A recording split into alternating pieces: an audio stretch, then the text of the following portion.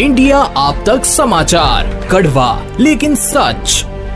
आता केम्ब्रिज युनिव्हर्सिटीच्या दर्जाचं शिक्षण मिळेल आपल्या जळगाव शहरात विद्या इंग्लिश मीडियम स्कूल येथे। Cambridge knowledge programme, Cambridge pre primary holistic programme, coding with Tech Mahindra, euphoria club, Vidya Kala Manch, विद्या रंगमंच व विद्या स्पोर्ट्स क्लब अशा सर्व सुविधा फक्त विद्या इंग्लिश मीडियम स्कूल या ठिकाणी। सोबतच स्पेशियस क्लासरूम व एक्सपर्ट शिक्षकांचे मार्गदर्शन। Vidya English medium school, DMart जवळ, JK park road, Jalgaon. Admission open for nursery to 10th standard.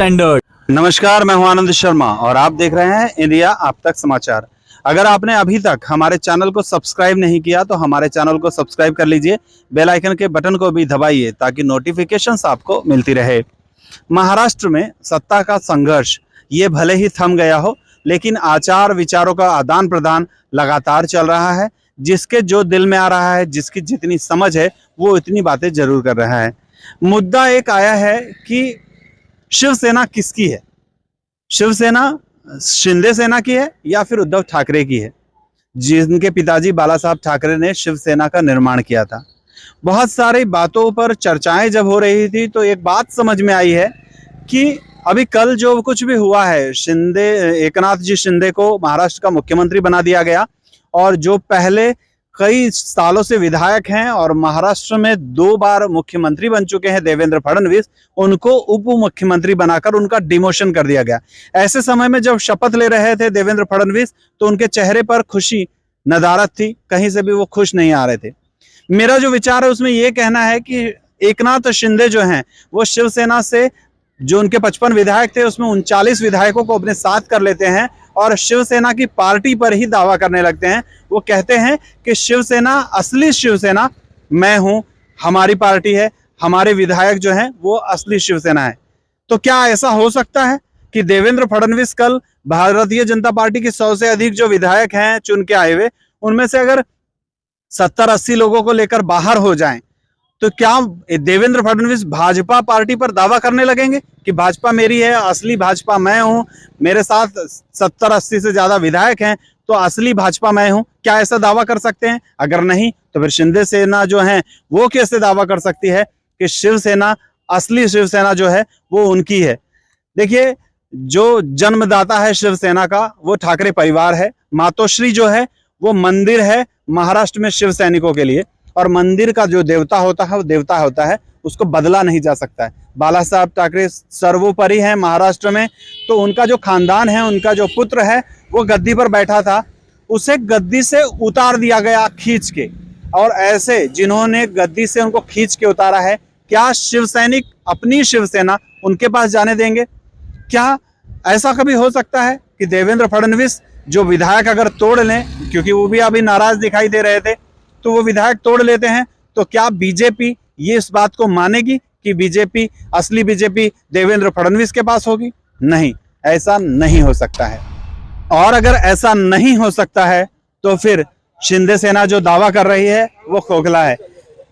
Shiv Sena की ओर से सुप्रीम कोर्ट में एक अर्ज दाखिल की गई है, एक निवेदन दिया गया है जिसमें ये पूछा गया है कि जो शिंदे सेना है, जो विधायक हैं, उनको किस पार्टी के तौर पर या किस तरह से राज्यपाल ने उनको सत्ता सरकार बनाने के लिए इनवाइट किया है, ये भी बताना जरूरी है। क्योंकि शिवसेना जो से वो कट चुके हैं, शिवसेना से वो बाहर जा चुके हैं, जो ओरिजिनल शिवसेना अपने आप को बताया जाता है वो गलत है।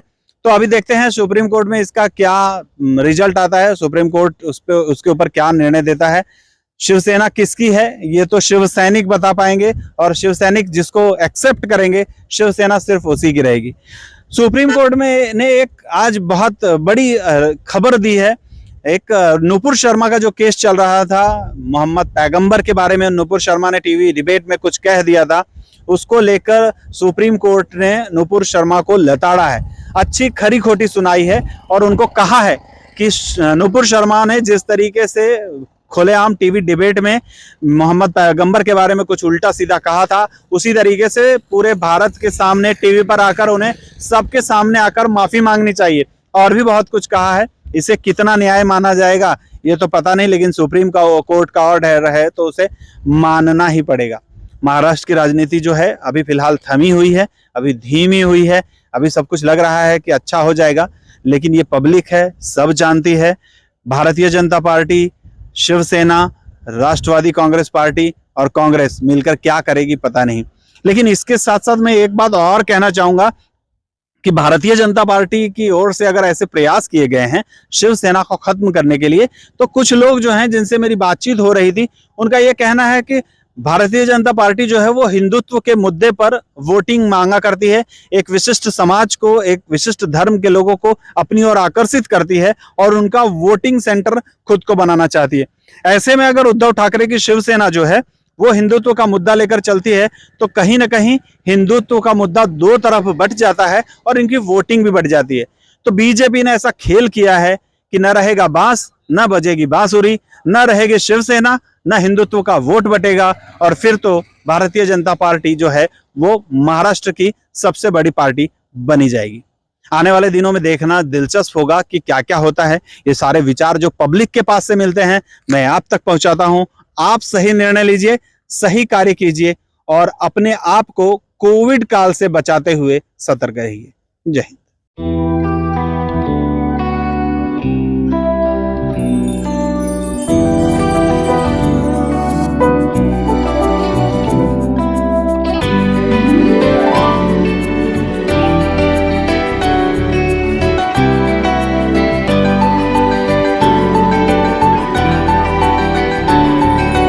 प्रामाणिकता, शुद्धता और पारदर्शिता के प्रतीक रतनलाल सी बाफना ज्वेलर्स, जहां विश्वास ही परंपरा है।